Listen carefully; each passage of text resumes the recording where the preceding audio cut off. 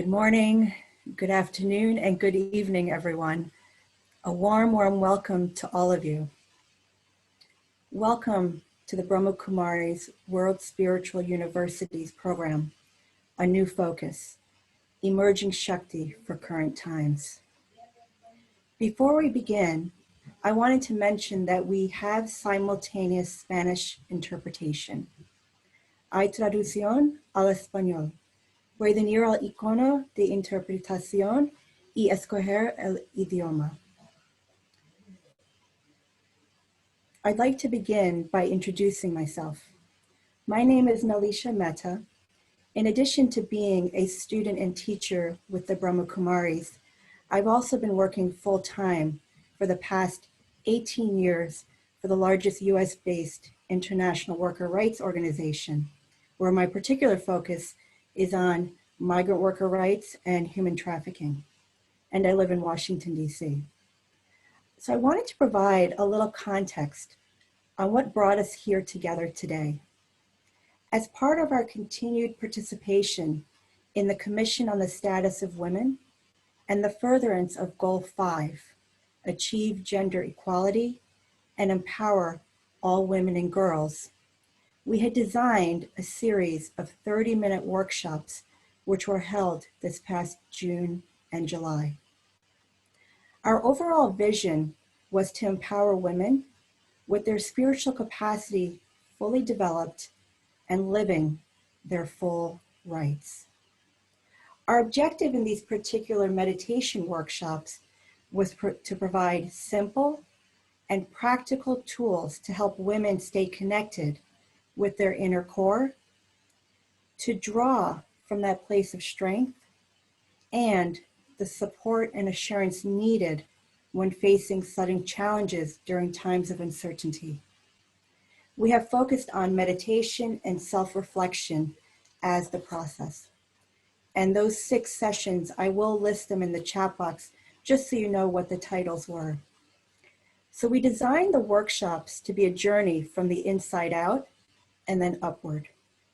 We wanted to create a space to bring the women from those workshops back together, but also to expand our reach to more women as we explore Shakti leadership, which is why we are here today. For those of you who are being introduced to the Brahma Kumaris for the first time, I will provide some information about the organization in the chat box. And so before we begin, I wanted to let you know that we will be leaving the chat box open during the program for anyone who would like to share a comment or has a question. Also, we recommend that you have a pen and paper with you. I also would like to request that you keep yourself on mute unless called upon, but we do appreciate you keeping yourselves on mute.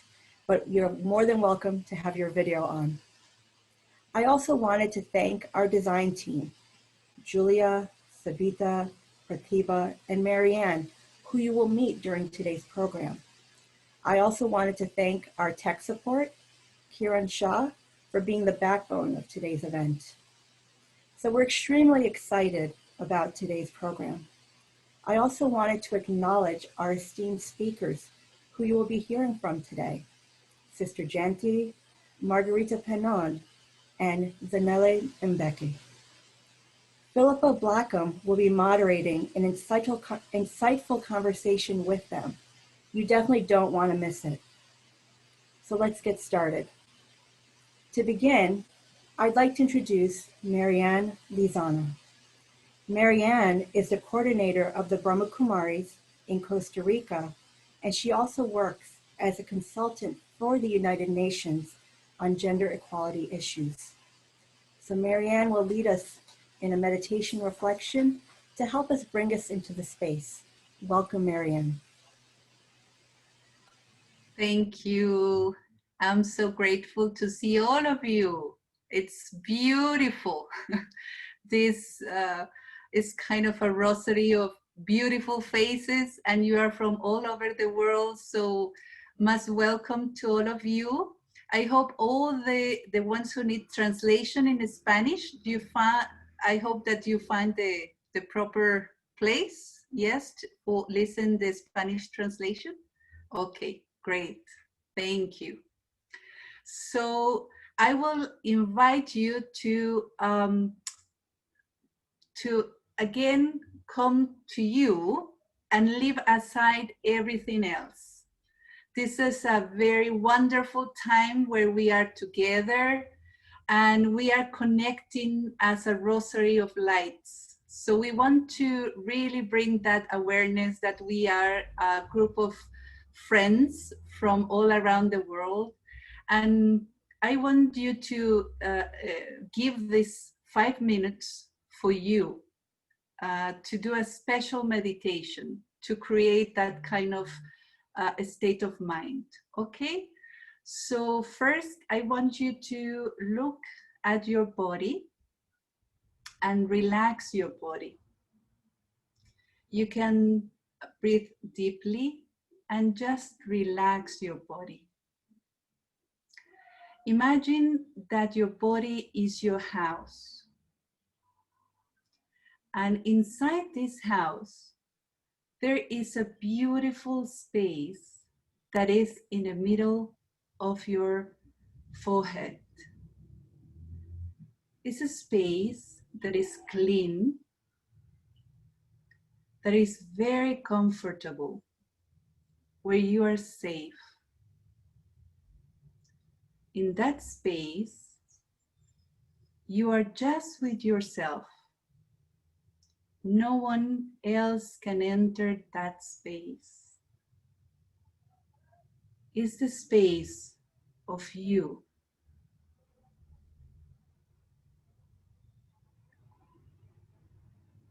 Little by little, remember when you were very little and you were so pure, where you know how to love with the pure love, with you have no learned discrimination, no fear, no harm. When you were so pure and free, free to love.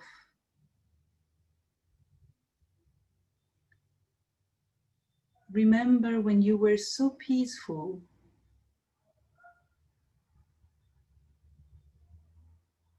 and feel that you are like that, a soul, a being of peace.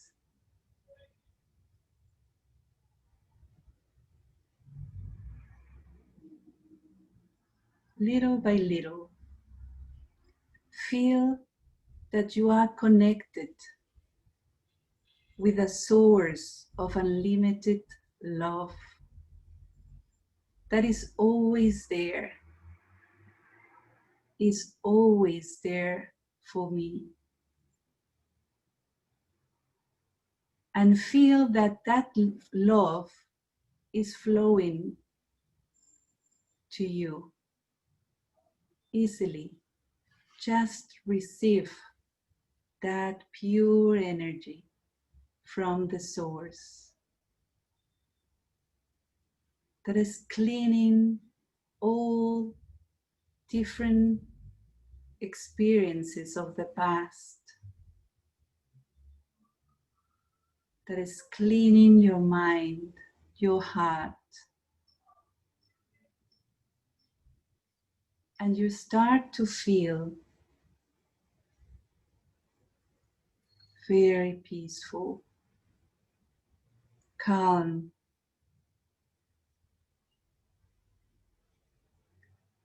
and that love from the source is allowing you to be a channel of love. First, for all the women that are here today with me.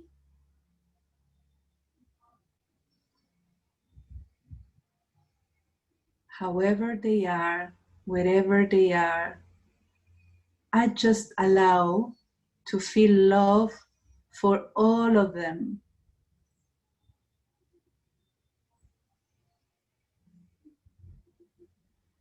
And that love grows and goes beyond this space to all over the world.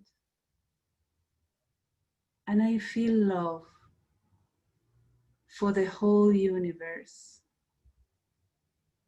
unlimited love.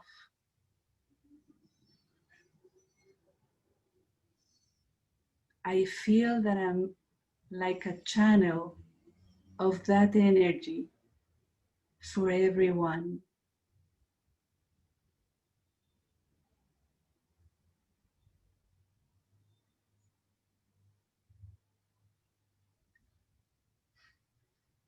Om Shanti.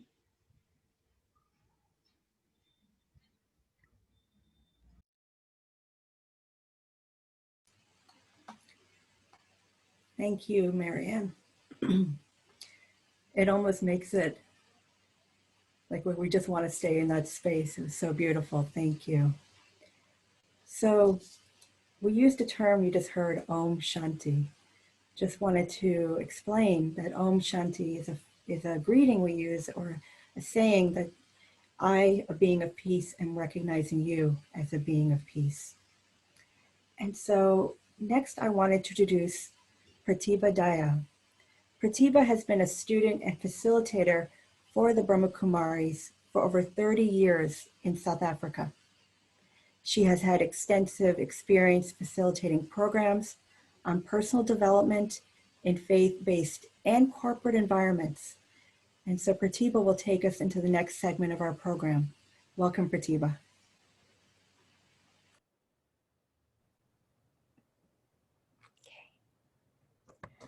Welcome, everyone. And it's so lovely to have this gathering here. There are some faces that are familiar that joined us previously and some friends that have joined. And what a lovely opportunity for us to create new friendship networks. So this evening, today what we'd like to incorporate in this program is a bit of time for reflection and to explore the theme of Shakti from an experiential perspective rather than just in terms of the ideas around Shakti. Shakti, as we will explore today and be informed further, is an innate power within us, a power which is feminine in its expression and latent in every human soul. It has been an extraordinary year for all of us, I think in many, many different ways. And so in some ways, we have been touched by this inner power, either in ourselves or we have seen it in some courageous actions that have been carried out in the world. And I think sometimes also the lack of it became very apparent. So today we would like to take a few moments to reflect on our personal experiences and insights. We would like to offer this opportunity for an experiential exploration personally, as I mentioned before, we engage in the ideas of Shakti itself.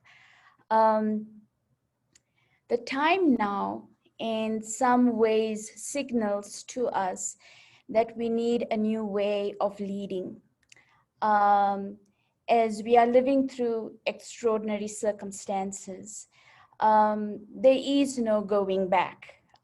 We can't actually to what was.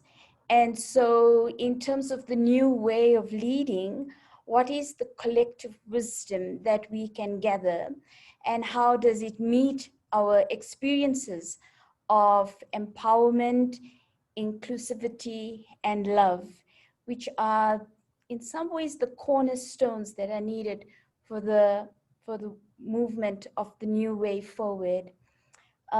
So to help us reflect this evening, we have selected a few quotations and proverbs. And these proverbs and quotations will just act as a trigger to help you connect with what has been moving in your heart, what has been emerging for you as your own personal learning and insights. So what I will be doing for the next little while, I will be just running through a few slides with a quotation, and just listen to it, sense it, connect with it, see how it resonates for you. And after I've been through the 6 of them, I will then actually have one slide with all 6 displayed on it, so that you can read it and then connect for it. So don't panic if you feel you're forgetting the one beforehand. It's okay. I'm just going to go through it and just feel what it does for you initially, and then we can choose the one. Okay. So the first one, let nothing dim the light that shines from within, by Maya Angelou.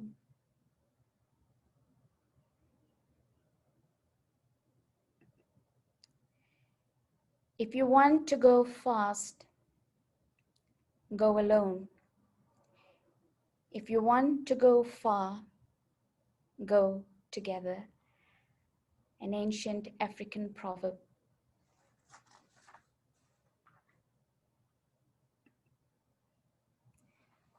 A mother understands what a child does not say. A Yiddish proverb.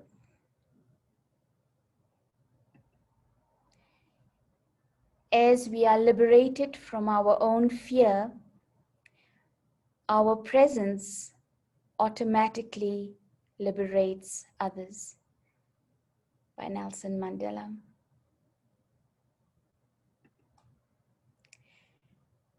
Not all of us can do great things, but we can do small things with great love. Mother Teresa.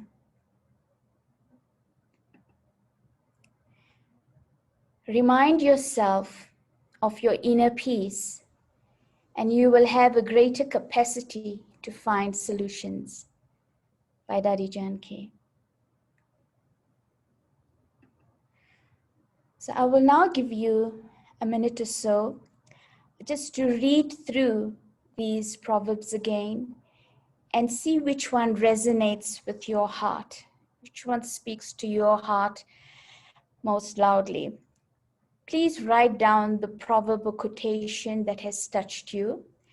You may find a resonance with more than one, but choose one that speaks loudest for this exercise at least. So just give you a minute now, read through them and see which one you connect with. And then please do write it down.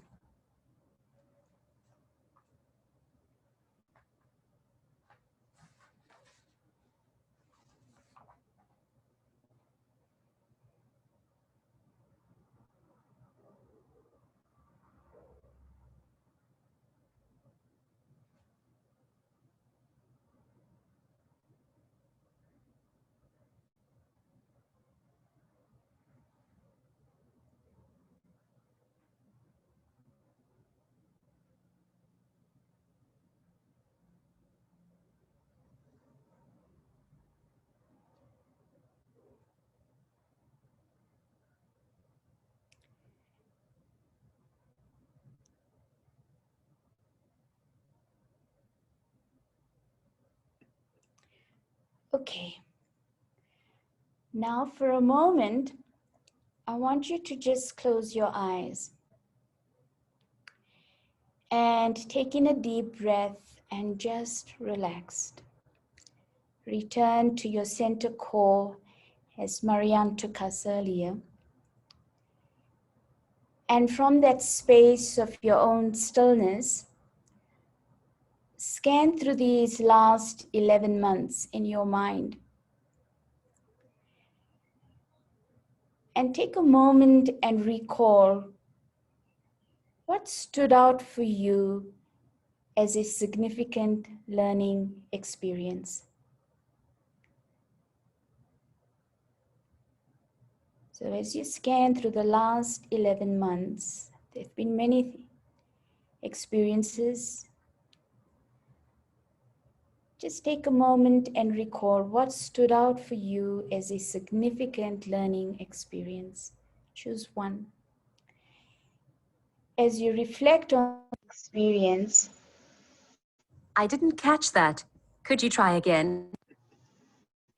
as you reflect on this experience, just notice the qualities of virtues that held significance for you.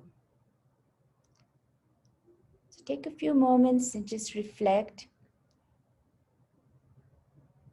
and look at which qualities or virtues held specific significance for you. And I invite you then to just write it down.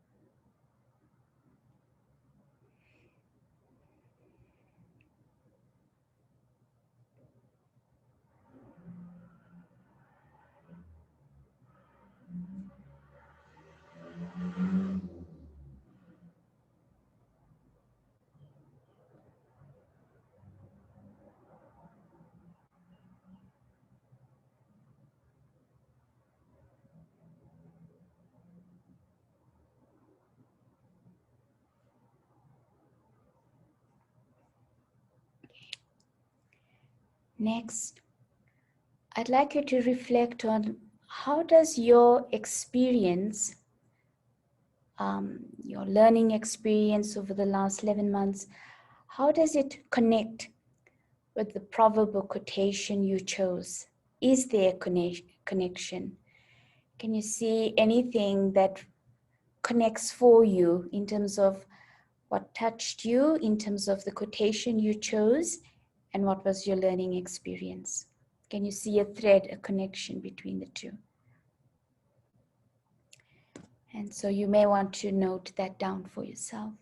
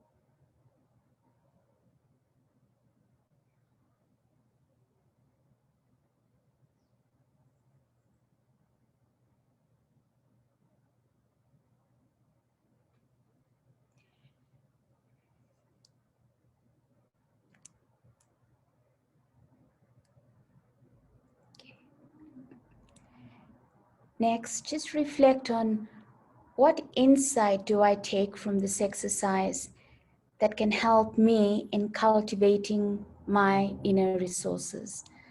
So what insight do I take from this process we've been through that can help me cultivating my inner resources?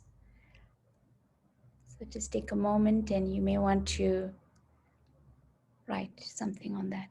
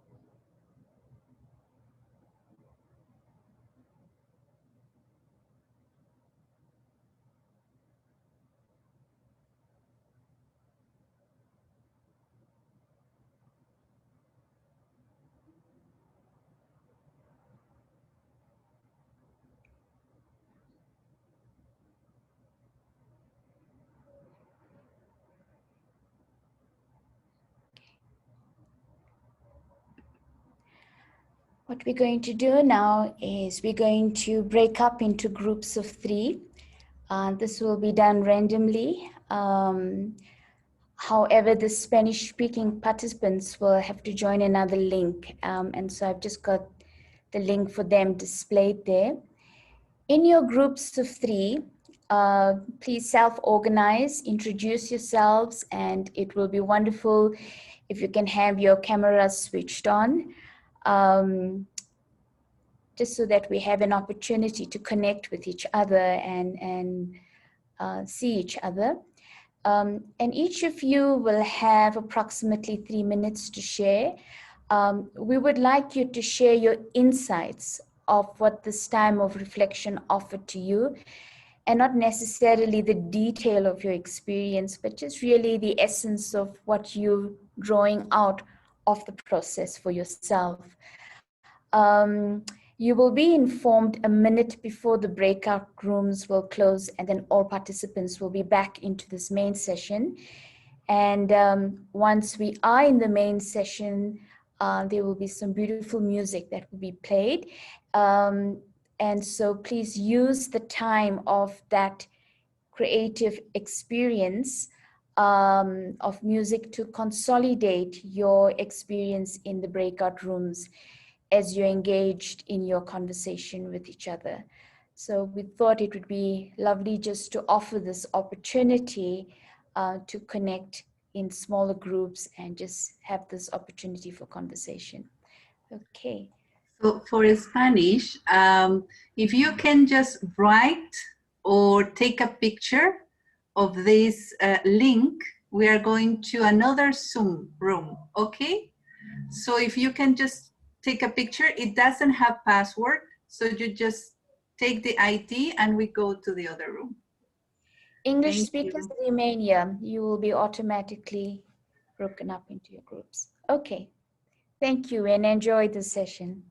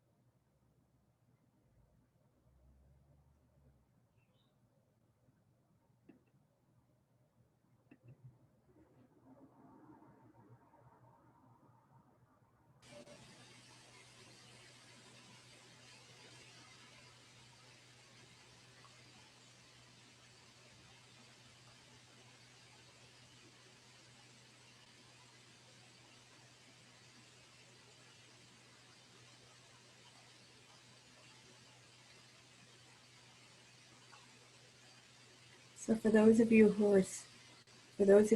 are in the main room, you'll have to click join to join your breakout room.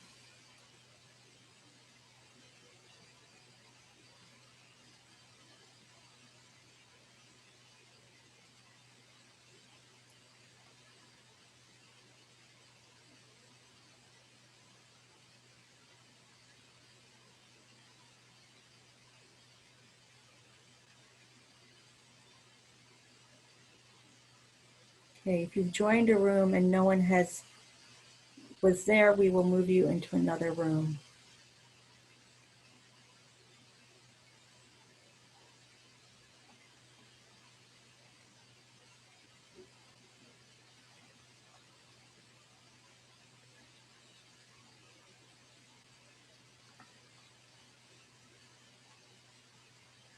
Okay, so it looks like we have a few that had no one in their rooms.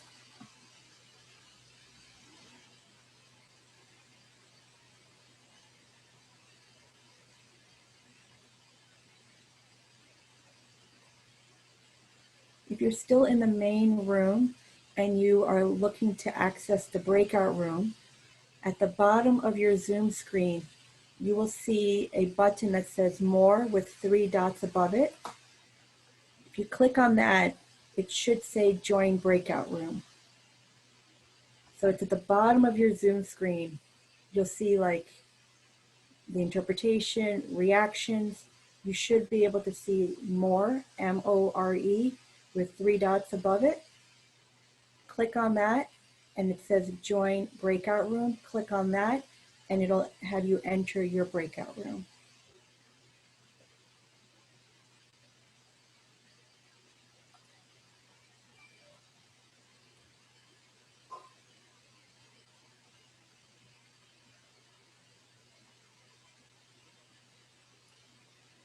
Please let us know if you have any questions about entering your breakout room or if no one was in your room and we will move you into another room.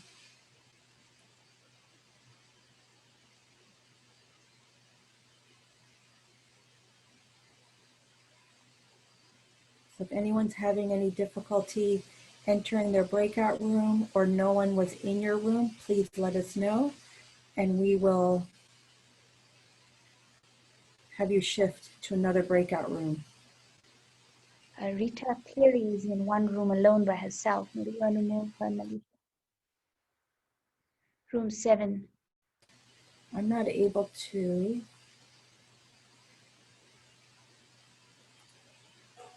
I'm not able to see that.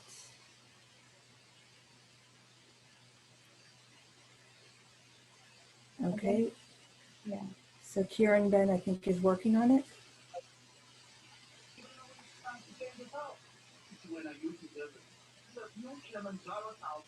Okay, you don't have a room. I know Kieran is working on it. Don't worry, a new best friend will help protect them.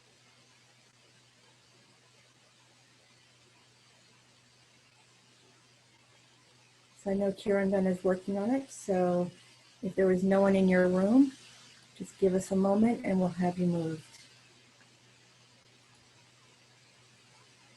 Okay, to reach the Spanish speaking groups, what you'll need to do is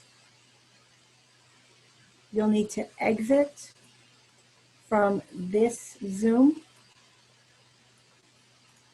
And if you want to go to the Spanish group, you'll exit from this Zoom. So you'll leave this meeting and then you'll go to the link that I provided you. So before you end the meeting, click on that link, copy, paste, and then enter that into the new, to enter the new Zoom meeting.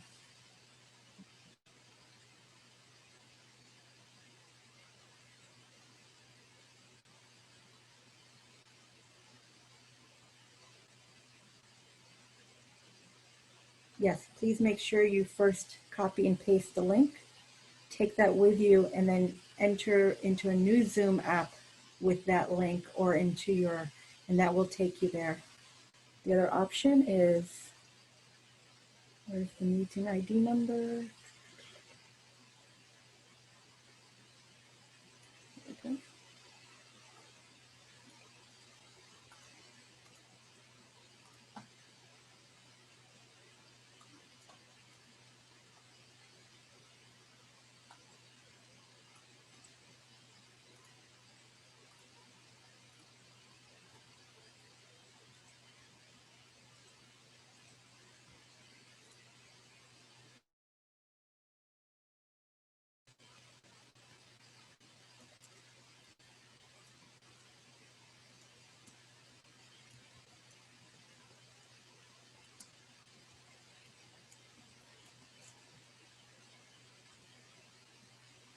If anyone is having difficulty with the link, you can use the meeting ID. There is no password. This is if you would like to enter in the Spanish-speaking meeting.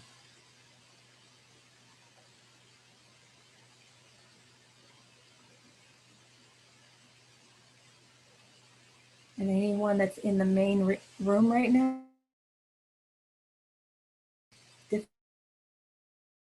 or no one is there, please inform us and we will have you shift to another room.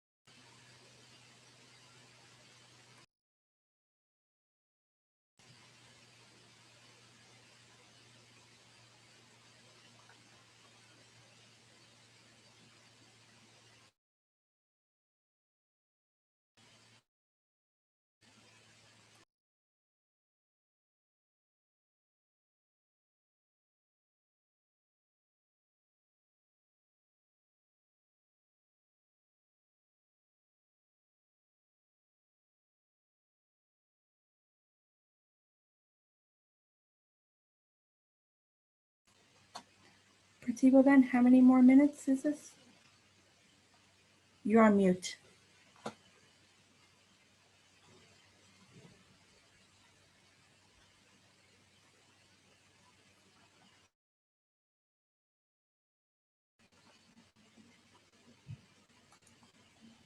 Kiran, if you could start bringing everyone back in.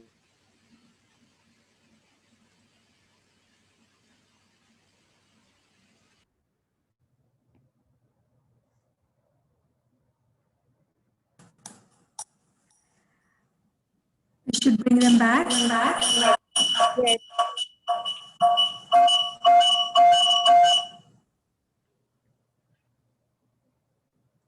Yes, we should bring them back now.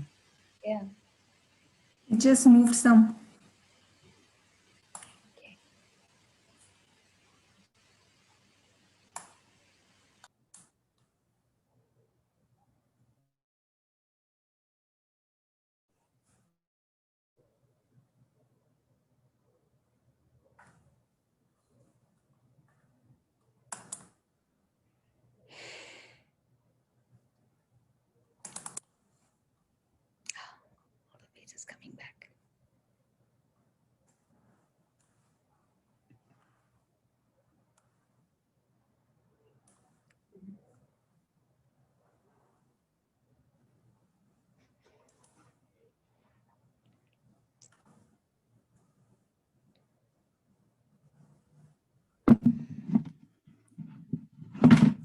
Women, you want to stop your screen share?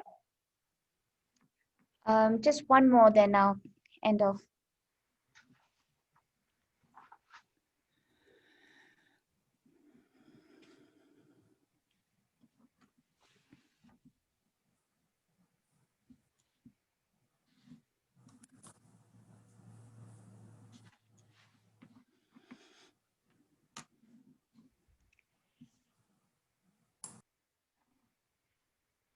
Okay.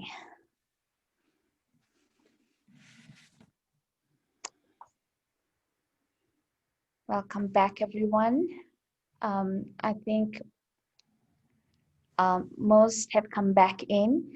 I hope you enjoyed that opportunity to reflect and then to share with each other.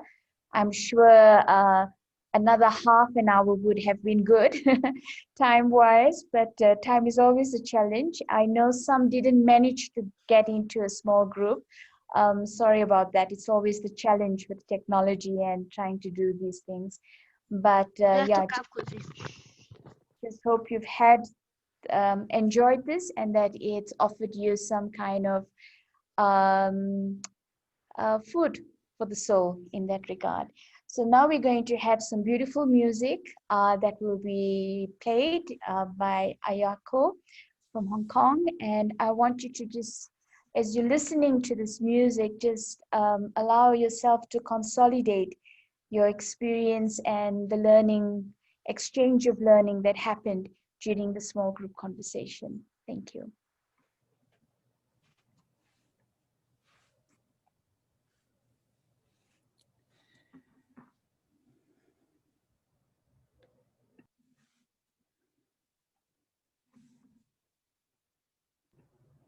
Kiran, there's no sound.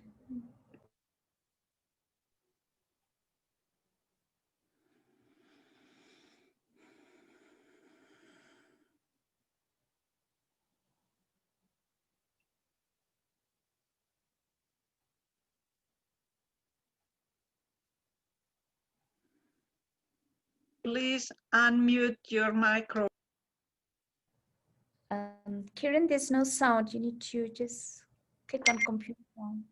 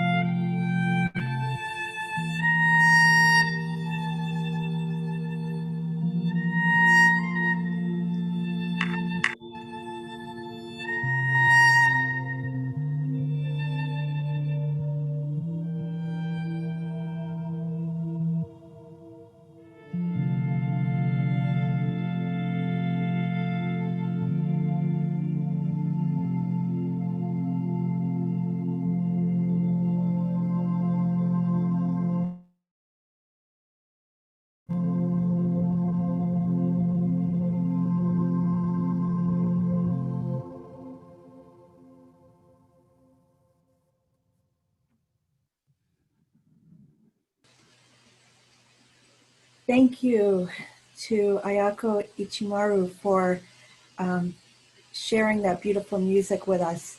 So what you've just heard is a beautiful piece from Ayako, who is a Japanese violinist who has enchanted audiences worldwide with her beautiful compositions. Ayako has won many prestigious awards and scholarships. And so Ayako, thank you again for sharing this beautiful music with us and for bringing us back into the space. Thank you. So we're now going to move into our insightful conversation. And so before I introduce our moderator, I would like to mention that during this conversation, if you have any questions or comments for our speakers, there's going to be two ways or comment in the chat box. So you're going to see one chat name, which is questions in English.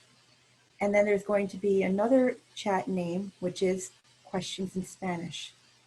If you have a question, we ask that you type in your question to one of those two names, questions in English or questions in Spanish.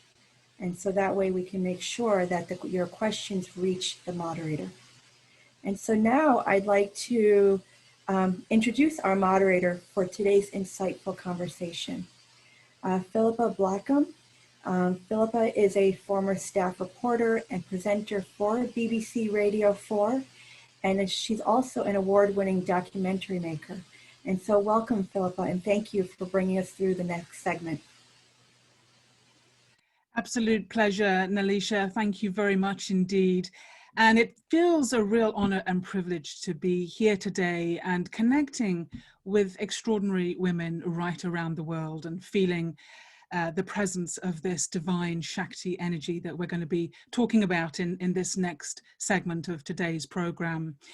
Now, to kickstart our thinking process, I'm going to introduce straight away our first guest, who is Mbeke Sister Jayanti. Now, Sister Jayanti is a spiritual leader and a shining example of the new form of feminine power and leadership that we're very much talking about today. She's the European director of the Brahma Kumaris, and at the age of 19, she made a decision to dedicate her life to her spiritual practice and to the upliftment of humanity. And she has worked tirelessly to promote positive human and spiritual values to all sectors of society ever since then. And most importantly, she has always led by her own example. Now, the Brahma Kumaris is well known for being an organization that is led by women, and Sister Jayanti has had the very good fortune of living much of her life alongside some of the most powerful Shakti elder sisters within the organization, those who we affectionately refer to as the daddies. And she's been able to see firsthand how they have lived and how they have worked and how they have become powerful women leaders. So, Sister Jayanti, a very warm welcome to you, and thanks so much for being part of this occasion today. It feels very special. Thank you, Philippa. And yes, it's my privilege and my honor to be with all these amazing women today. And a greeting of peace, Om Shanti. I think you heard this earlier also, and that's definitely what it means. It's a Om Shanti. Thank you. A greeting from all of us to you. Now, let me just steer you in what we would like you to share with us, first of all, because we thought it would be nice just to take a few moments to explore this concept of feminine power that we are calling Shakti power.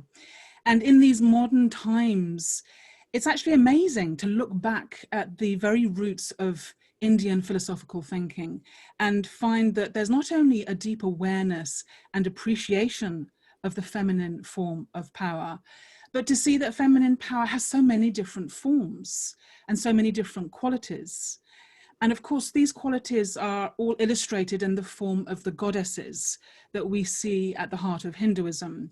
And each goddess is slightly different from the other and represents a slightly different power. So for us in the present day, just having one power isn't enough. We need to see ourselves as having multiple, many powers. And also we see a strong connection within this tradition of the female principle and the divine principle, known in Hinduism as Shiva. And this gives us the phrase that we talk about of the Shiv Shakti. In other words, the female power that is imbued with a sense of the divine presence. So what can we learn about this idea of Shaktis and the different qualities and powers that we can look for within ourselves? What can we understand from them? Thank you for that question. And I think we could spend the whole evening just talking about just Shakti power. But just to come down to absolutely the essence, you spoke about Shiv Shakti.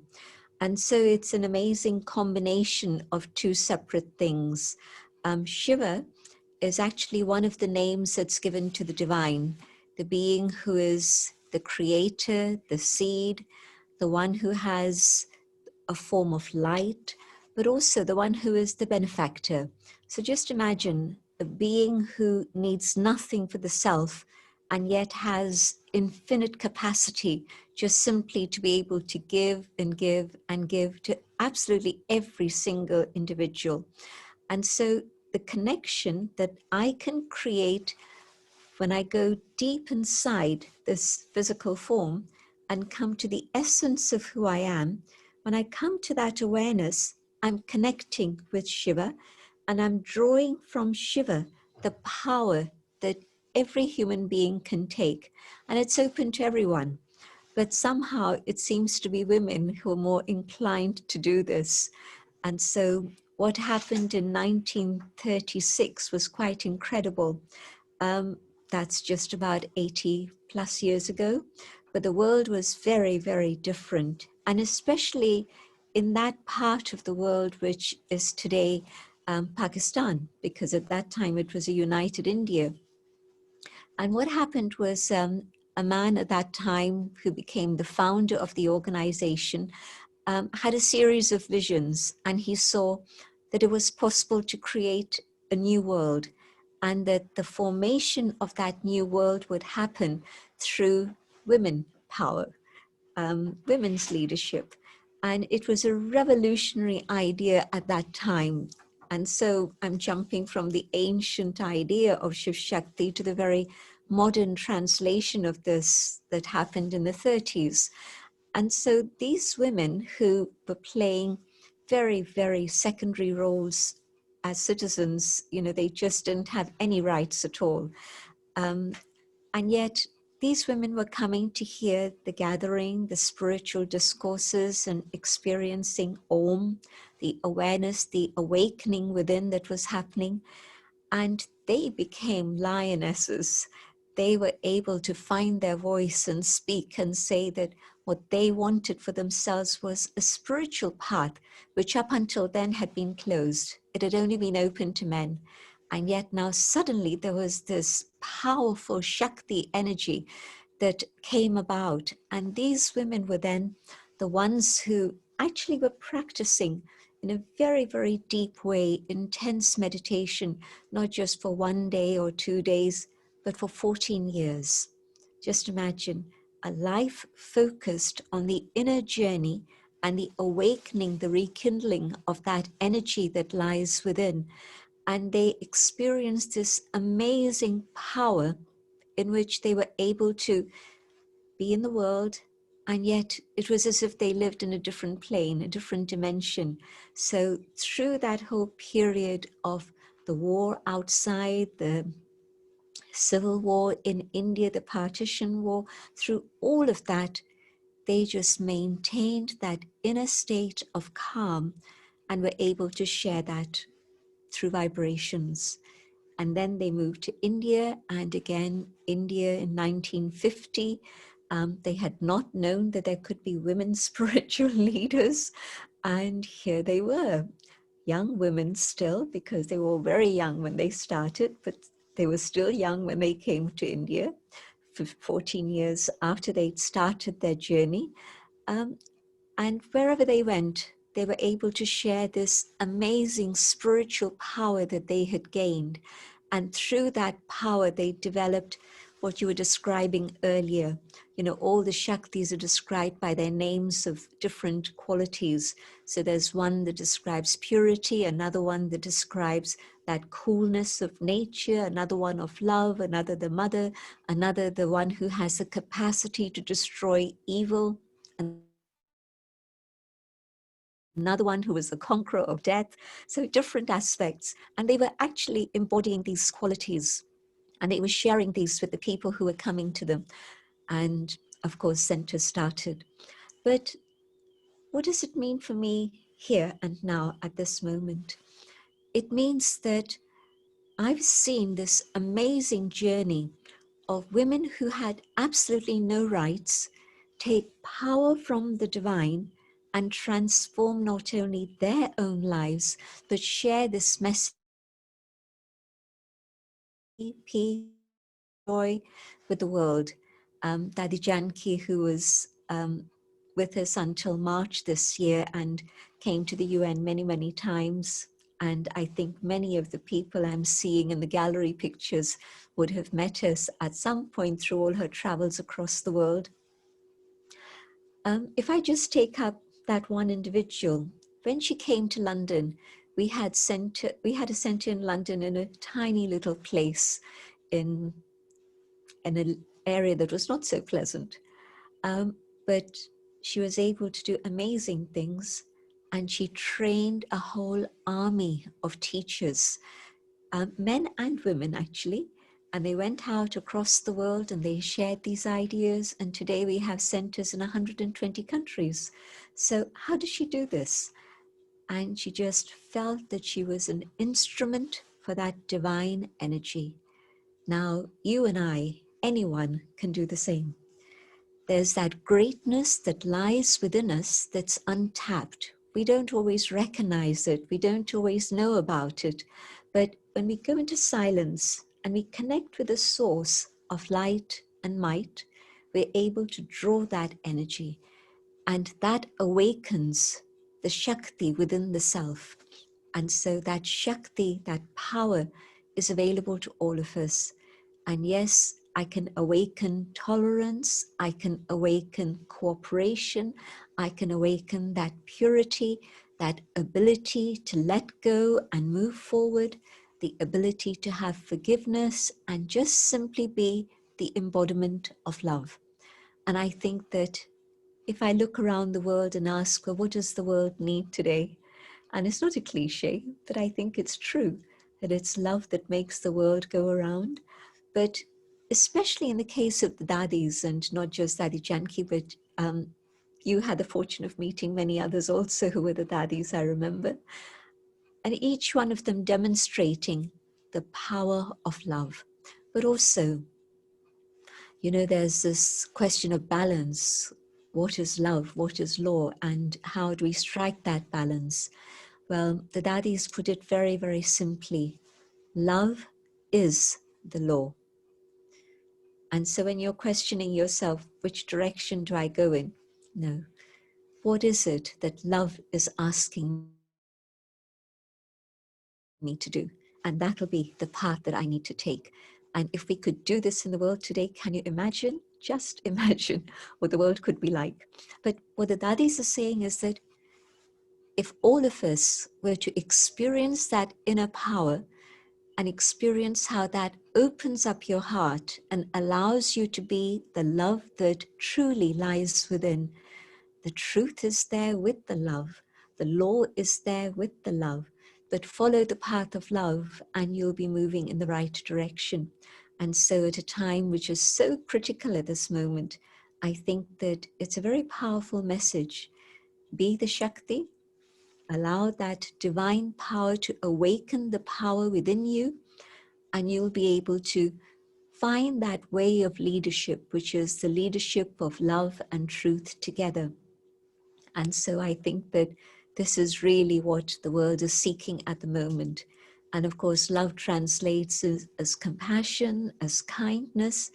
And the last 11 months have shown that if we do have compassion, and the Hindi word for compassion is karuna. Would you believe it? Corona and karuna. And so corona came to remind us of karuna, compassion.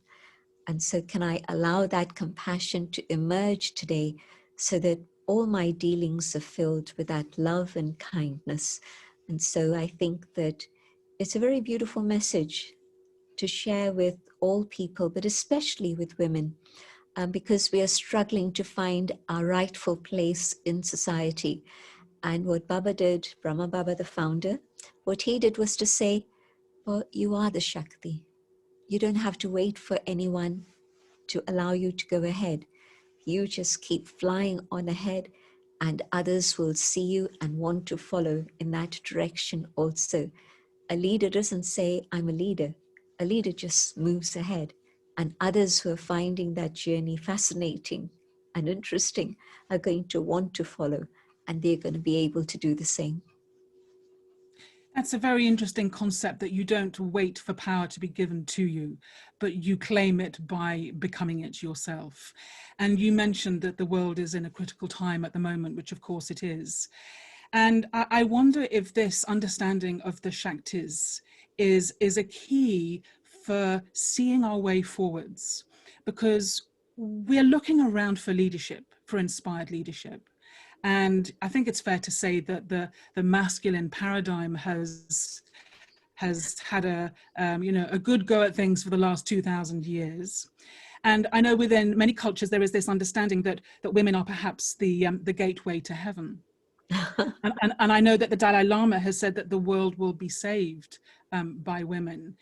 And if it is going to be the destiny of women to shine a light for humanity can move forward, is there a connection in what you're saying with the ability of women to consciously work with spirit, to consciously work with that, co-creatively with that impulse from above?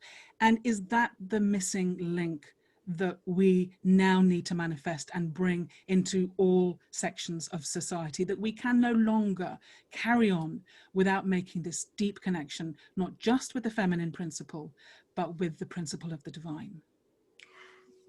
I think if there's one word that's missing from the general vocabulary of the world today that can sort things out for now and for the future, it is this word, the divine. And I think that it's connected absolutely with all the best that lies within the human spirit.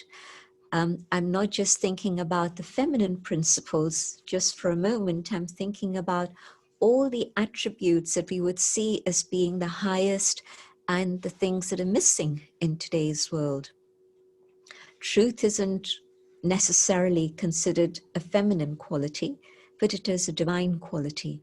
And you can see how the whole narrative at the moment is of trying to sort out what is truth from falsehood, what is fake news, what is reality, and it's so confusing for people. And especially, I have to say, in Northern America, it's been a lot of things that have been going on that have challenged what is truth. But if I bring in the divine, if I connect with the divine, I'm drawing from the divine love, which is, yes, very much a feminine principle. It's available to all, but it's sort of recognized as a soft power rather than a hard power. But also I'm drawing within myself truth. And the divine is the source of all positive attributes. But somehow it feels as if women are more ready to connect with the divine because there's a certain amount of letting go. While I'm stuck in the ego of my own physical form, I can't connect and I'm not able to access that spiritual power. But when I'm able to be detached from physical limited consciousness and come into the consciousness of spirit, the spirit that I am, then I can connect and I'm able to draw that divine energy into myself. And yes, I agree that this is the one thing that's been missing in the world. We've had prayer, we've had rituals, we've had scriptures, we've had all of these things, but that actual personal connection with the divine, I wonder how many of us have longed for it, but haven't known how to make that connection. And now the Shiv Shakti, just the combination of those two words is beautiful. So everyone can connect with the divine, just simply with their thoughts, coming to the awareness of the self, connecting with the divine, and drawing that divine power and energy. But yes, it definitely does seem to be a time for women to take on that role of leader and to be able to show the way forward so that we are using that divine power and others can see the manifestation of the divine through the physical form and are inspired to move ahead. as you're saying, one thing is to have a connection with the divine, but the other is to channel that connection and to make it visible in the world through what we do and through our actions. And at this point, I would like to bring in our other guests, and we're deeply honored to have two incredibly special people join us for our conversation here today. The first is Mrs. Zanele Mbeke, who I'm hoping is there and is going to appear on our screens in just a moment. But let me tell you about her. She's actually a woman who has been described as one of the wisest women on the planet. Her life has all been about the empowerment of women. Along with 5 sisters and 2 brothers, she grew up as the daughter of a Methodist minister. And despite the prevailing apartheid laws at the time, she got herself to university and trained as a social worker. She then completed a postgraduate diploma in social policy at the London School of Economics, after which she won a scholarship to do a PhD at the University in Massachusetts in USA, and it was going to be on the position of women under apartheid. But before completing her PhD, her life took a different turn when she met and married her husband and returned to Africa to work in refugee administration and counselling. She then became a university lecturer at the University of Zambia. She took up a role within UNHCR, the United Nations High Commission for Refugees in Nairobi.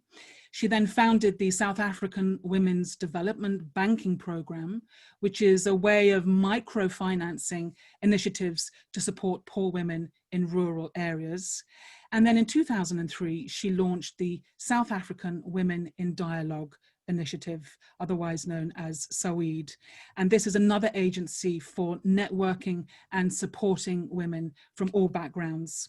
And I forgot to mention that the man she married went on to serve as vice president under Nelson Mandela. And then he took over as president himself in 1999, making Zanele South Africa's first lady. Zanele, a really warm welcome to our conversation today. That was quite a long introduction, but I wanted people to have a full understanding of the breadth of work that you have done in your life, and in a way that the positions that you've been in to observe firsthand how power works, and the chance to apply your own understanding of power. Would you say you have been on a mission in your life? And if so, what has your mission been about?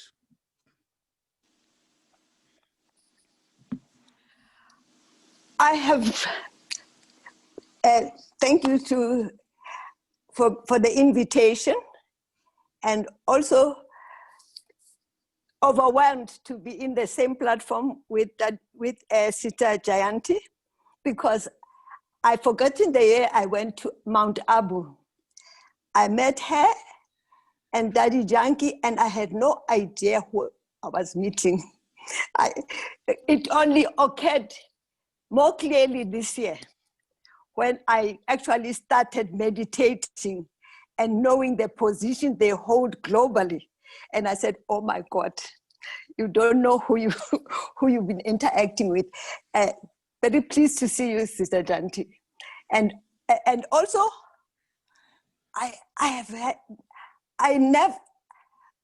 somebody,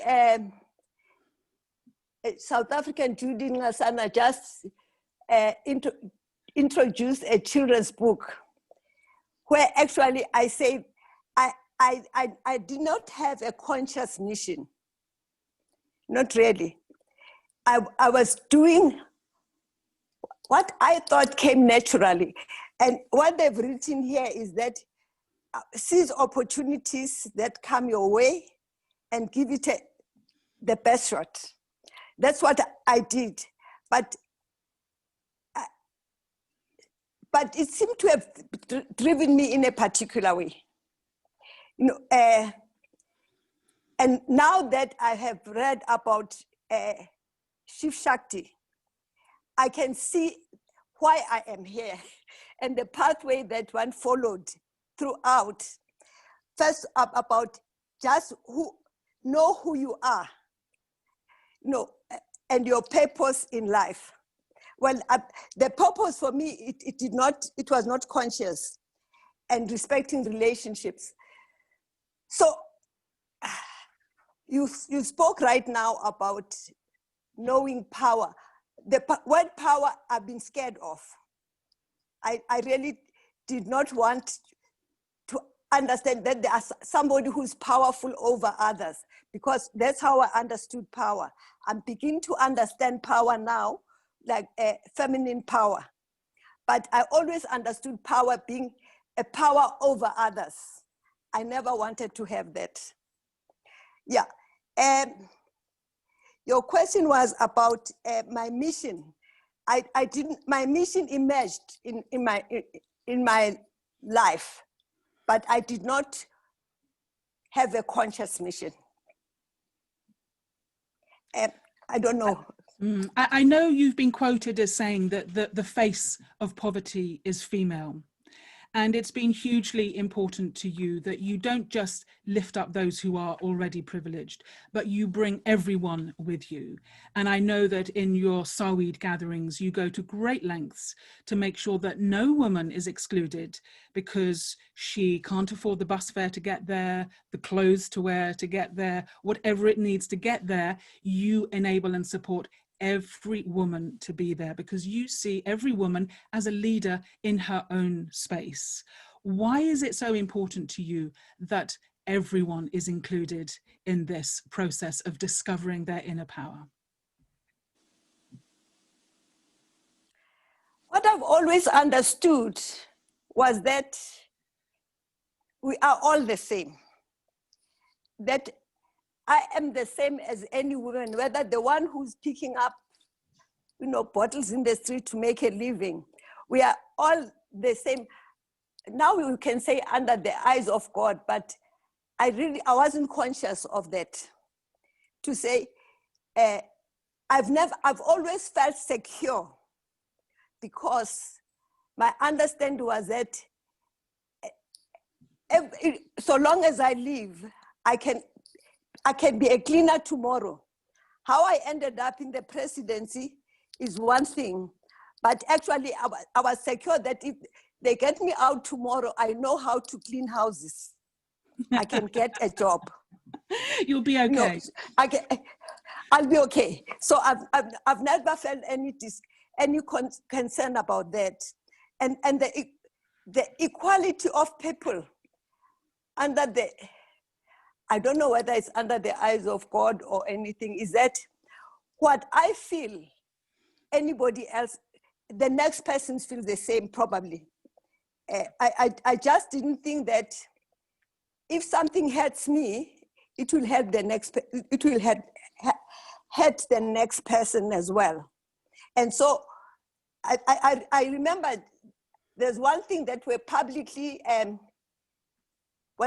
looked like humiliated. And there was an identifiable person about that situation. And all I could think was, I'm sorry about how they feel in their own home.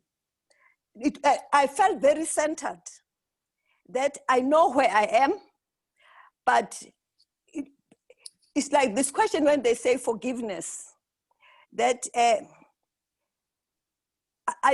really don't want to carry anything about their head.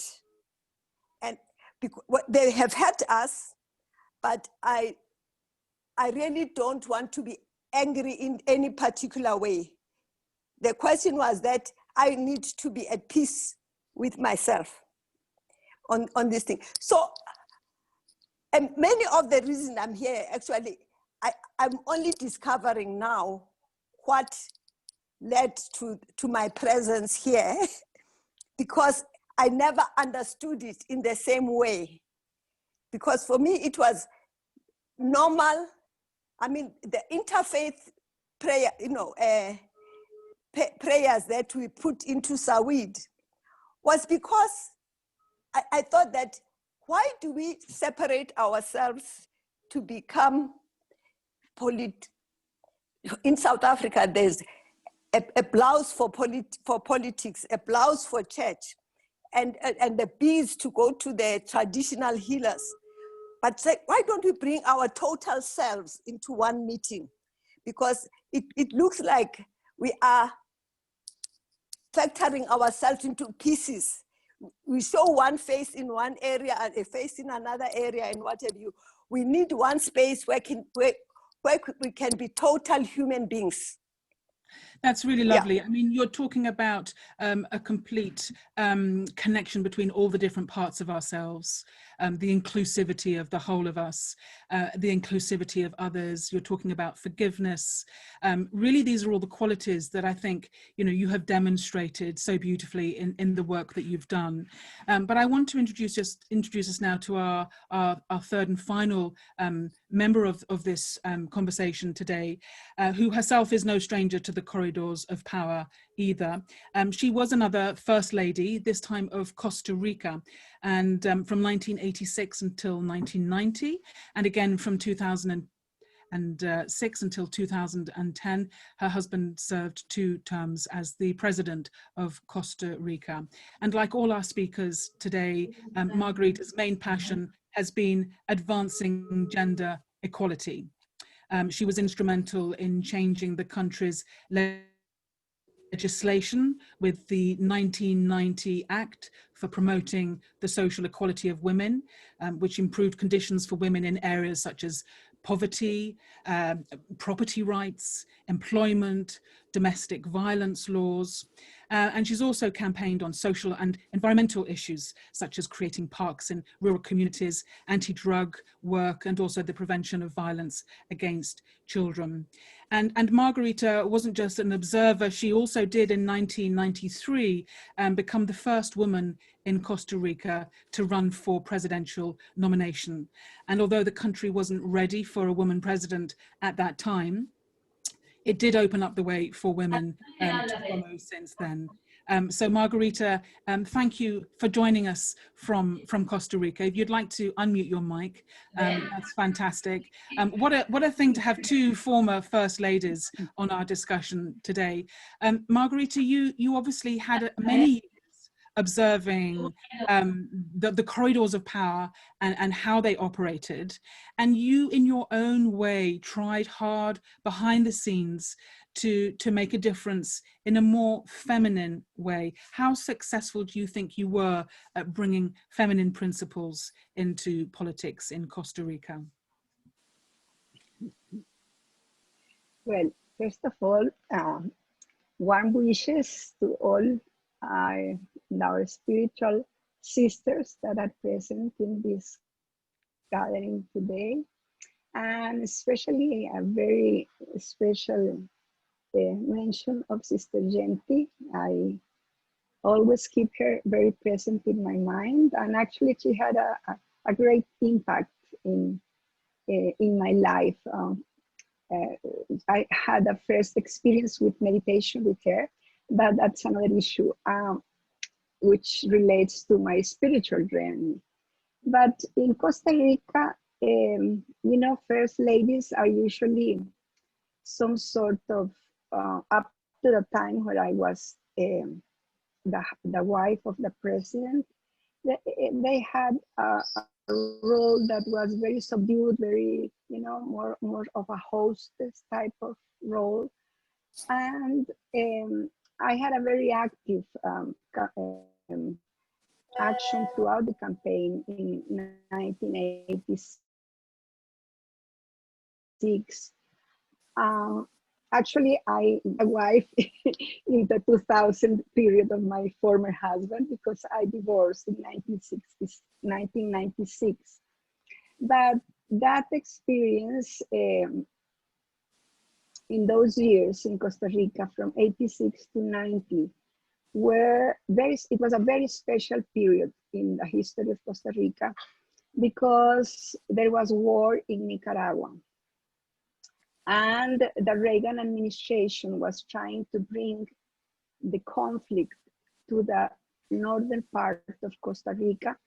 And that was happening precisely at the time of my former husband's election campaign. So very courageously, he brought peace as his main platform during that campaign. And for me, it was wonderful to be there present when that decision was made and to be able to join a campaign very, very actively, promoting peace. And the peace has been for me a very strong commitment. I've had a very strong commitment to peace ever since I was born, because as my father used to tell me, I was born in 1948, and that was the year, precisely 72 years ago, that Costa Rica abolished the army. After a civil war, the victorious general of that revolution dissolved its own army. And so somehow, because of that coincidence, since I was a little girl, I felt that I had to be committed in some way to peace and to service to humanity. So that campaign changed the course of history in Costa Rica, because we were geared going to be sent into war. And actually the other candidate in that election was proposing for Costa Rican policemen to go and join the armed conflict in Nicaragua.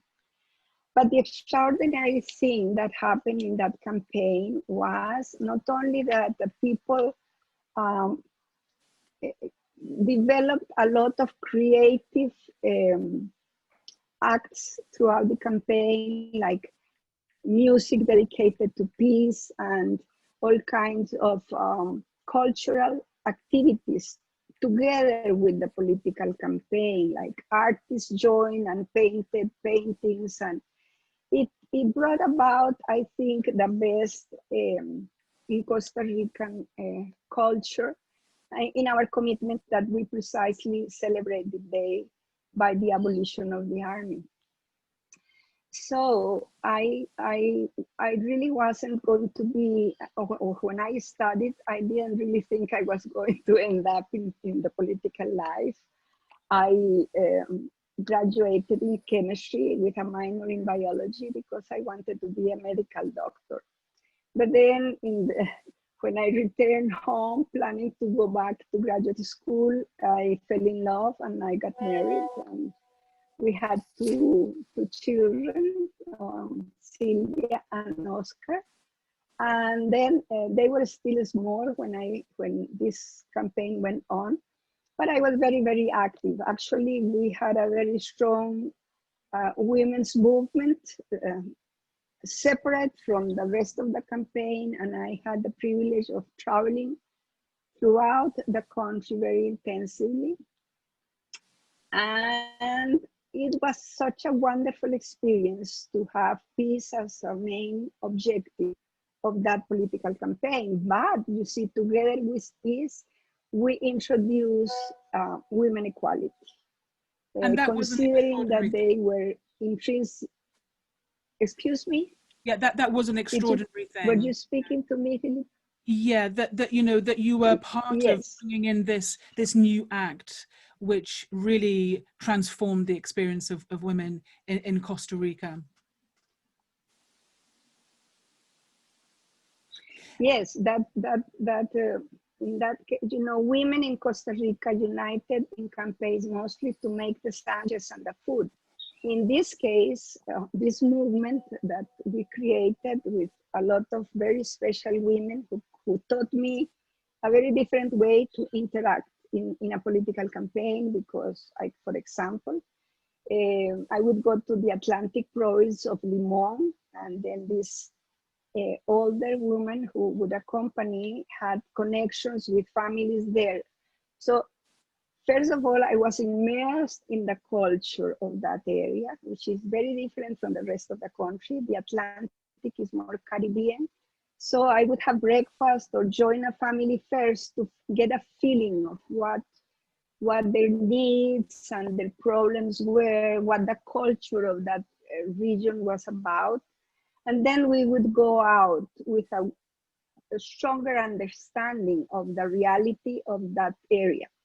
And this is something that I did very much, visit homes and be in touch with the real human needs of those families. Because usually in politics, they talk about big policies, you know, macroeconomics, and they talk about roads that are needed and the water access, very material things, but in a way, I'm immersed into the needs of those people. And I think that's a very feminine thing to do. In fact, later on, yeah, if I can just interrupt, I mean, I think what you're talking about demonstrates very clearly the feminine quality of consulting other people, of not just asking questions, but also listening to the answers, because you were very much going out into the community, and before the act was even passed, you had got a huge momentum on your side, and you know, from the ground, from the grassroots upwards, you created a whole culture of change. I thought it would be lovely as well, Margarita, if you could share with us your story of how you diffused a potentially very difficult situation between the farmers of the country who were up in arms against policies that were coming in, and there was potentially a conflict in which they then locked themselves into the cathedral and were threatening to go on hunger strike. Tell us how you diffused that difficult situation. Well,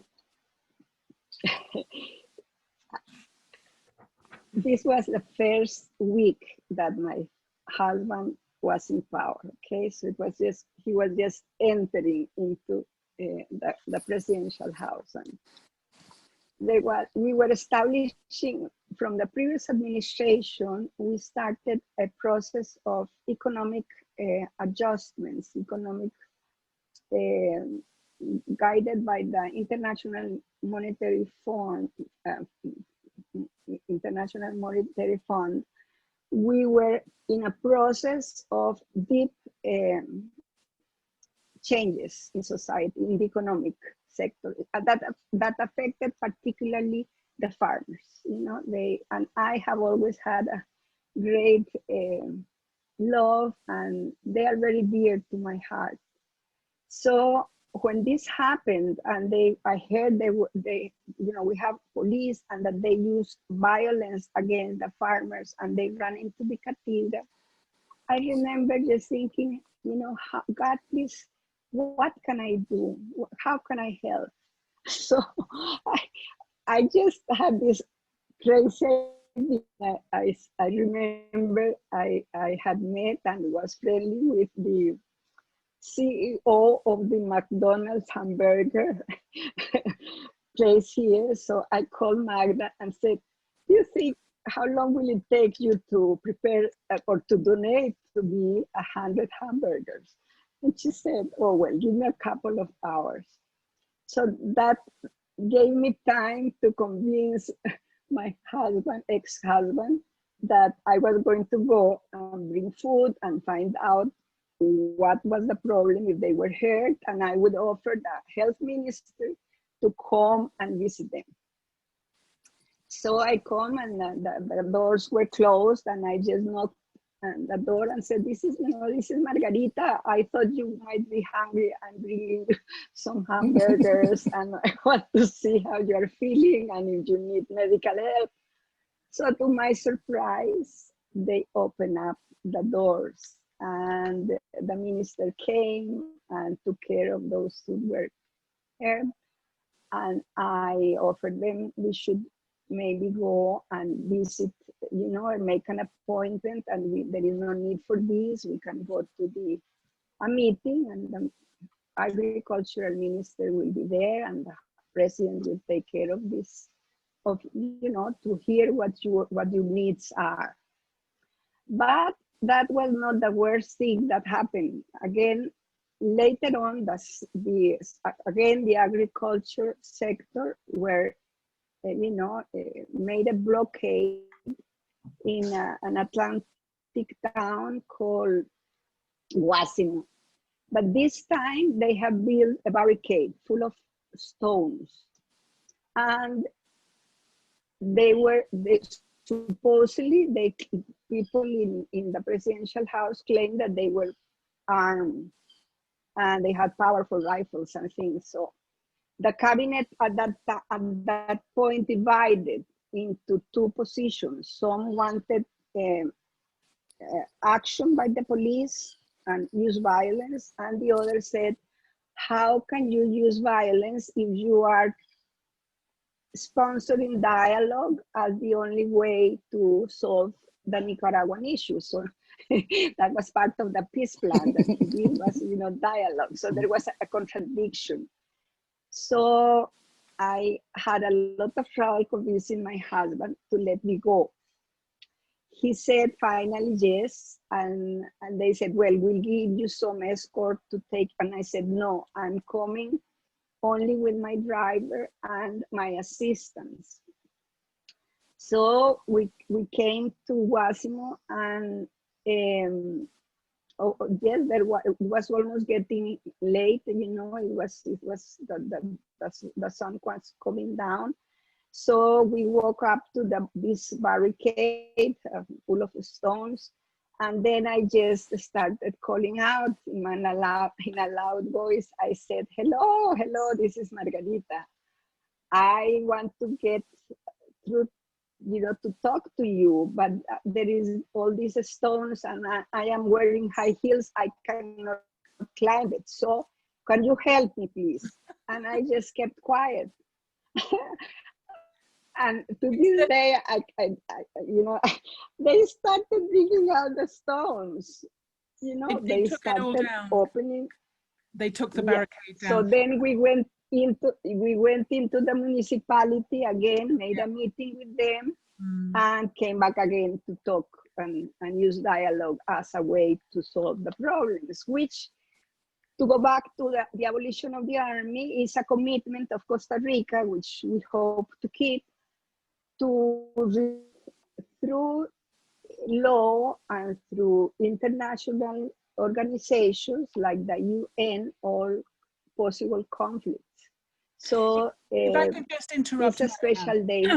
If I can just interrupt, I think today is even the actual day of the anniversary of the abolition. Of the abolition. Of the army in Costa Rica, 1st of December. So it's a very auspicious day.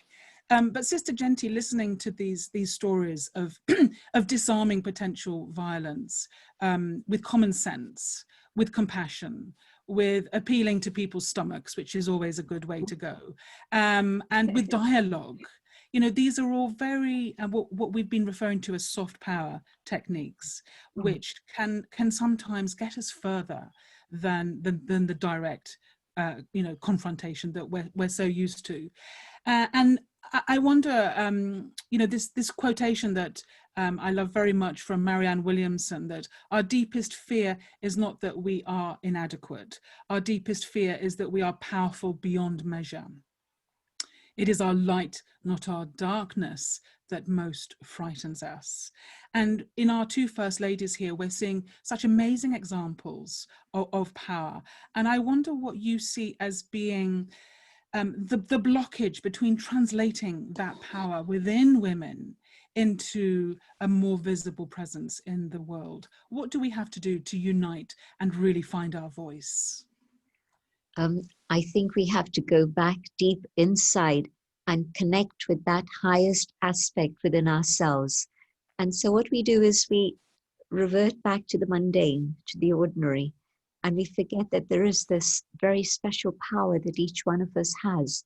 And it's not a mission. It's not something that you work out in a sense that I need to do this, I need to do that, but you can just feel that there is something that's waiting within to be released. And when I get in touch with that, then that power is what drives me forward, and amazing things can happen. And I think that this is the right time for all of us to do that. So not to get distracted by limited things. I saw that in the stories that both shared so beautifully from their hearts. Mrs. Mbeke was talking about, no, it wasn't a mission, but there was a pattern in what you were doing, and you were carrying things further. And for you, again, no fear at all, whether it's high heels or whether it's hamburgers, but you moved in with that courage, but not even thinking, well, it may happen like this, it may happen like this, but you just tapped into that highest energy within you, and you were able to make it work so beautifully. And so, yes, I think that beautiful lessons, beautiful examples, but how can I do the same? Let me not get my head into a twist with all the little things that keep going on. Let me go into silence and connect with that which is the highest within me, the peace that lies within, the light that I am. And of course, connecting with the divine, then that light can shine forth so beautifully and powerfully and show others the way ahead to peace also. Of course, we've all been through these very difficult months, and one of the things that has got us through is our connection with each other. And I know Mrs. Mbeke, through her organisation, has been bringing women together. And I know, Margarita Penon, you've been running Shakti circles where women come together and meditate. And of course, in the Brahma Kumaris, a strong tradition of supporting and empowering each other. How do we capitalise on this movement that seems to be happening spontaneously to really gather momentum now and step forwards as women of power, of women of spirit? What do you suggest our next steps could be?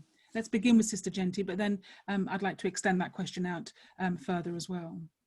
I think something like today is a beautiful example of multiplying that energy, because here you have South Africa, here you have Costa Rica and the UK, and we connected with New York and UN. And so I think that as people, as women, come together in this way, connecting, and today, of course, it's a very external type of connection through the internet, but also we can connect with each other just through the power of our thoughts, our feelings, our hearts, because we're moving towards a better world, definitely. And I think coming together in this way and sharing our light and our energy together under the canopy of the one above, I think we can work together and make amazing things happen. And of course, this whole event has come on the back of a series of workshops and supportive events that have been hosted throughout this whole pandemic. Zanele, what would you like to see as a next step in the work that you're doing with women from all backgrounds and all walks of life in South Africa? What for you is the way forwards now? Yeah. SAWID is led by a collective of women. But what I see is that what Shakti leadership has shown me, being collaborative, compassionate, and empowering, all those elements are in what we are doing. I wrote here, when I've looked at all the things I wrote, with change and real recovery requires women to lead on a new social contract, especially post-COVID especially, which embeds dignity and worth of all life. We need a new power based on spiritual principles to serve as a foundation for how decisions are made and implemented. And I was actually even thinking to say, when we started AWID for the continent, we're saying we want a new ecosystem, because we had already seen, we started in 2018, we had already seen that we are not included in the GDP and all, the work of women was not included in the GDPs. And some women have already started to redefine the value of work, because even now during the lockdowns, women are the ones who actually are maintaining homes and society. And all the people who were meant to be in the economy are locked down, are not doing much. And we have to continue the work. So my thinking was that post-COVID, requires, we are already discussing it in the organization, requires a feminist leadership, which takes account of all the exclusions that we have seen. And the question of the environment is that I saw pictures from India when they were showing the first time they are seeing the pinnacle of the Himalayas, because we are not, the smoke is gone. In Botswana, we saw the lions taking over the roads because the cars couldn't move because there were no hunters and shooters. So they reoccupied the highway and cars just came and stopped. And the queues of people, the very first one for us was the queues of people for food parcels that have been left behind. To say, all of these people, we should not reconstruct society the way it was. A new feminist leadership must take account not only of the issues of women to look at a new economy, but it must deal with the issues of race.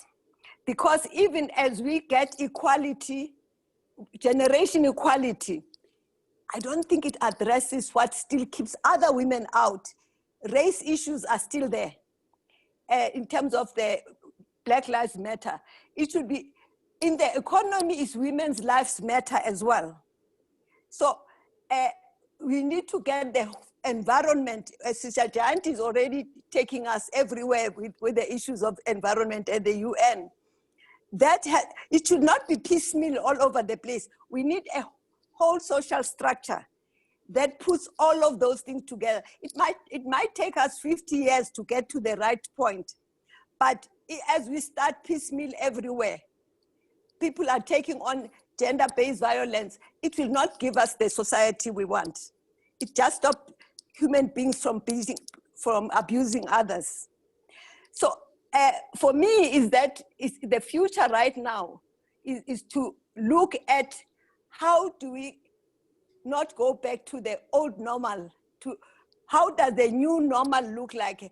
And it must, I say it when I stay in South Africa, that it must put the poorest Black women at the center of development. Because every country, the face of women of poverty is female. But it's not all the same, because when you deal with the white women, it's easier to deal with the equality issues, but you can't deal with them when you are dealing with a Black woman. She's worse off, because all those things must be addressed. How do we address them? I don't know, but we have to put them in the same pot. Well, we're putting our trust and faith in you, Zanele, for being able to lead the way on this. And I love what you're saying here about collaboration between us all. And I think this is really key and important. Margarita, a final word from you. You're getting together with women leaders on a regular basis. You're meditating together. You're moving quite quickly into a spiritual approach to the work that you're doing. What do you see as emerging from this process of dialogue and meditation that you're now doing? What is your vision? My vision is the need to change the relationships among human beings and towards nature from domination, which has been, our story of one nation against another, one power seen as a way to dominate, a change to cooperation. And when you talk about collaboration or cooperation, you introduce love. You introduce the desire to serve, to come together in a more elevated spirit. The best that you can have is when you offer love and respect to a human being. And as I sit here always, and I think I have always been a very introvert, going into myself. When I look outside, for example, this that I wanted to share with you, which is the fantastic diversity of nature, especially here in the tropics. As we rejoice in this diversity of nature, we as human beings have to celebrate and rejoice in the diversity of us human beings. It's an absolute delight if you bring from love that celebration. And I foresee that it will be a matter of survival of the human species to make these shifts in the way we relate to one another and in the way we relate to nature. And I want to maybe finish what I'm saying, but that I chose that is Yankee's quote from the beginning, how if you go into inner peace, you find solutions. And that's what I thought. It is because women have had, I think, an advantage to all these years of oppression. We have been able to develop more the maternal instinct of caring, of loving, of taking care of people. That it is the time to put this energy outward in order to change. And to finish, the way I started my spiritual journey was many years ago when I visited Mount Abu, and I heard the phrase, if you change, world changes. If I change, I contribute to changing the world. So that's why I think it's so important to meditate and to take that inner journey as women so we can bring forth many of the qualities that have been looked down upon in society as the most powerful strength of a Shakti is to bring that feminine energy out and offer it to the world. Wow. Hallelujah to those words. Absolutely stunning. You present such a powerful vision of unity and diversity, of the power of love to transform, of changing ourselves first before we can then see change happening in the world. I don't know about you, Sister Jayanti, but I feel we've almost got the world covered here with Africa, with South America, with North America. We can between us represent Europe. If women of the world, like we have heard today, came together with this wisdom that we have so evidently observed and witnessed, it really does give you a sense of hope that, you know, we can unite and together we can make a difference. And I think it's actually happening all over the world. There are women of spirit who have been around and serving in the Philippines, in Asia, in different parts of Asia. So there is a community across the world that is experiencing the power of spirituality, but also the power of the feminine principles. And so I think the combination of that is going to be absolutely what is needed for the world now. I feel that we are in a very important period of transition. You spoke about the new norm after COVID, and I think the new norm is going to be a higher state of consciousness. I think that that's what we all have to cultivate and keep it there. And when that becomes the new norm, that's it. The world changes. And it will just change. I think you've led us very nicely, Sister Jayanti, to a point where we can now share a moment of higher consciousness together. Sadly, we do have to bring this event to a close. But before we do, if you could just lead us in a few moments of reflection, for us to just allow all these ideas that we've heard settle within us, and to maybe create in our hearts a determination to carry this spirit of feminine power, of Shakti power through into whatever we are doing as our contribution to the world. If you could just bring us to that moment together, that would be beautiful. I just first want to say a word of thanks to our wonderful sisters and to you, Philippa, and that whole team that's put it together that we're not seeing at the moment, but they've been working hard. So it's really been a wonderful event. And yes, the Shakti power is visible now. Thank you. Going inside, aware of the light that I am, I shine.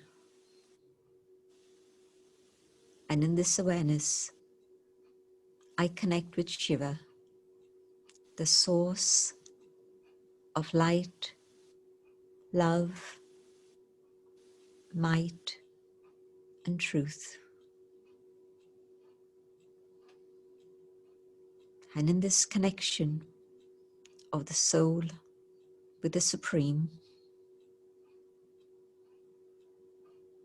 that energy of the Supreme flows into the self.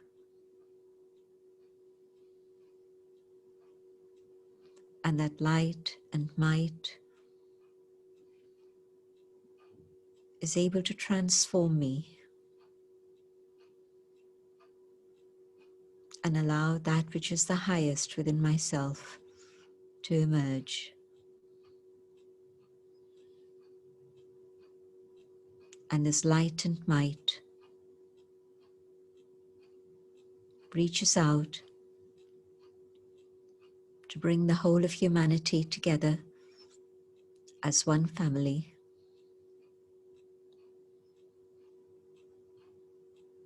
Reaches out to all forms of life and to the whole world of nature.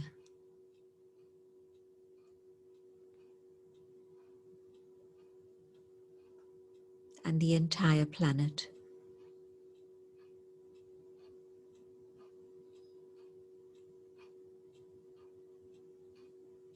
And the power of Shakti is experienced within. And as sisters come together, Shakti multiplies.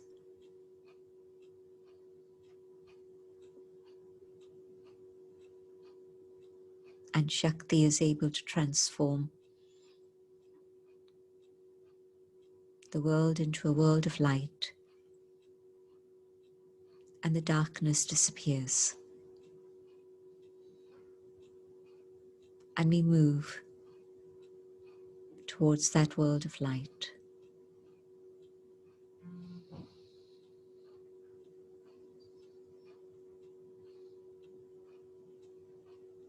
I stay in the awareness of the light that I am,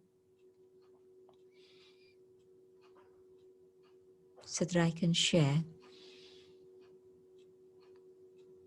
in the co-creation of the world of light.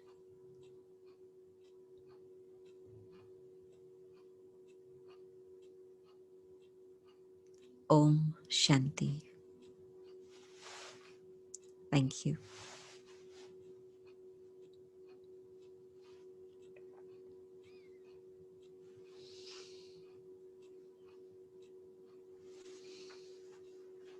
So we're now just at 1 o'clock and we're going to be concluding our program.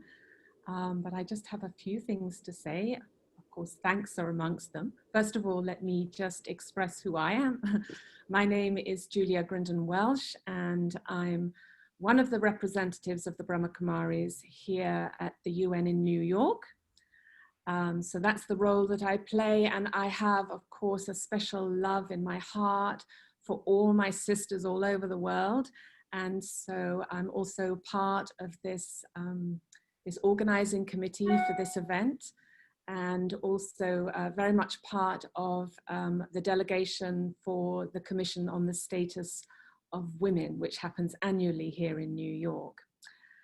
But I would just like to say today, thank you so much to everyone. Thank you to Zanele, Mbeke, Margarita, Penon, and of course Sister Jayanti for the wonderful conversation, and to Philippa for weaving everything together so beautifully.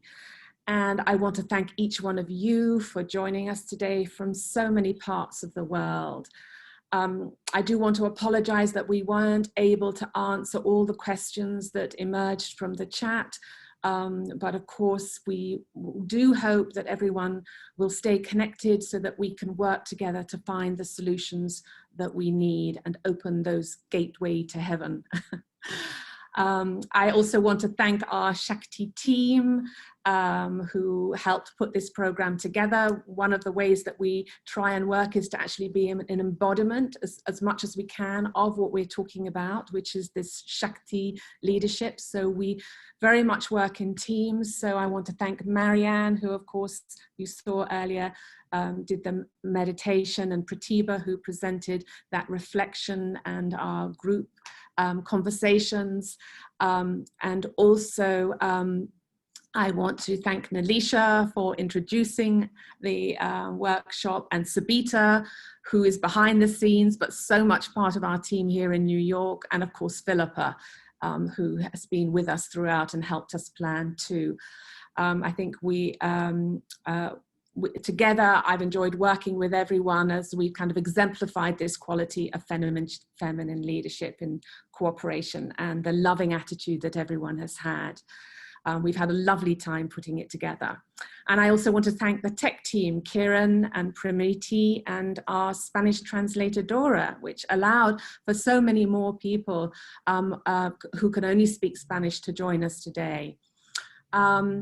We are going to be, I'm hoping we've got it up here or can put up the toolkit. If you could just put up the toolkit that we have. So we're going to be we're offering you a toolkit which includes simple meditations in English and Spanish.